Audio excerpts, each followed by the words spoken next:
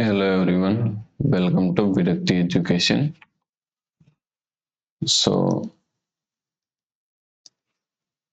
6 minus 6 is equal to 0. Again 6 minus 6 is equal to 0. Now 0 multiplies 0 is equal to 0.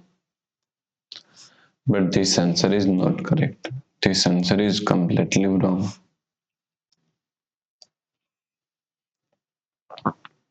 So now let's solve this problem correctly by using a PEMDAS rule. Okay.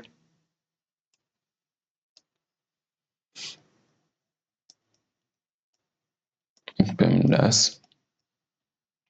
P means parenthesis, E means exponent, A means multiplication and division,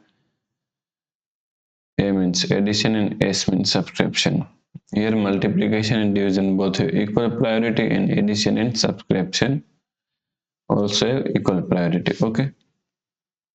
So is equal to first priority in this operation is multiplication. So first we have to solve this part. Okay. So 6 minus 36 minus 6.